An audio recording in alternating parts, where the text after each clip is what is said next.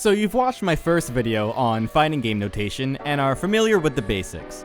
You might be prepping to learn some combos, but before that, I wanted to cover a bit more notation on some more advanced topics and things that are just specific to Dragon Ball FighterZ. You don't necessarily need to get all these memorized. Got it memorized? But it's good to get exposed to them now, and you could always revisit this video for a refresher later on. Anyway, let's get started.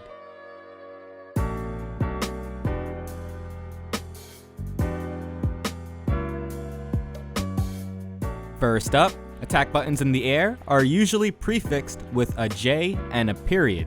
Most characters only have one airborne attack per button, and a directional input doesn't change the attack.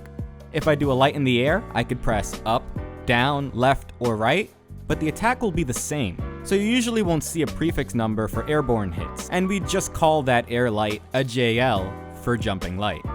The universal exception to this is the airborne heavy, where you have your standard heavy, or JH, and you have your airborne down heavy, or a J2H. Some characters may have additional unique airborne attacks, so you can use similar logic for those cases. Moving on, jumping in the middle of a combo is called a jump cancel and is written as JC. You can crouch before jumping to get a super jump, and that's written as SJ. Super dash is SD. Instant air dash is IAD. And you probably can already guess what DR is. That's right, Dominican Republic. Wait, that's not right. Nope. Dragon Rush. DR is Dragon Rush. As for assists, the annotation can vary here and there.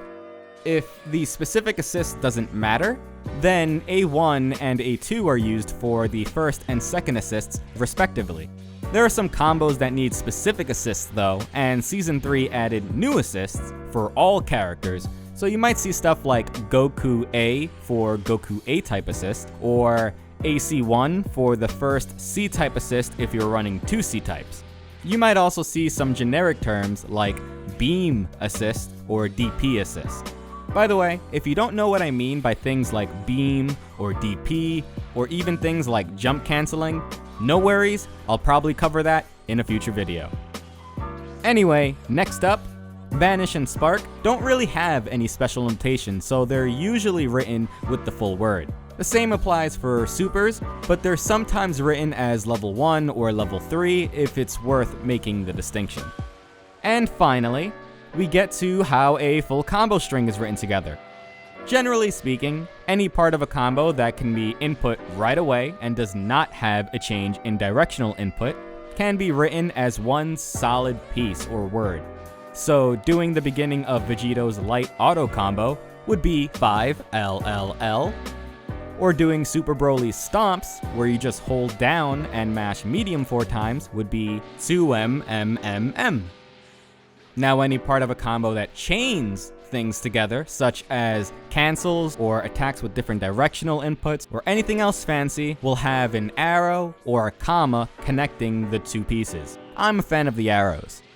So this bare bones Goku combo of low medium, standing medium, down heavy, super dash, air heavy would be written as 2M, 5M, 2H, SD, JH.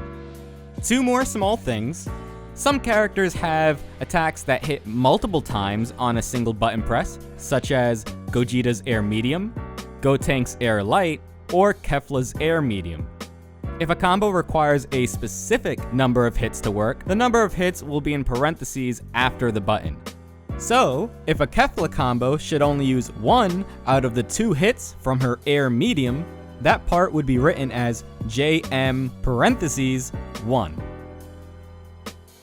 In a similar vein, some characters have special moves called Rekhas, where you can input more follow-up buttons to change how the attack works. The follow-up buttons of the Rekha are sometimes written with a tilde or a squiggly line.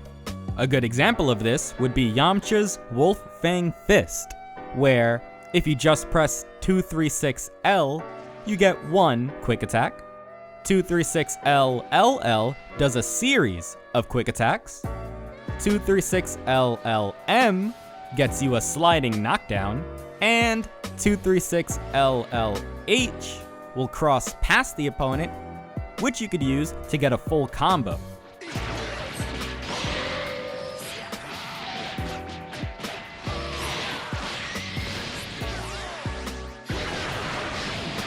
And that pretty much wraps up all you'd need to know. For the most part, if a combo uses any special notation that's not covered in either of these notation videos, they'd probably include an explanation for what that notation means.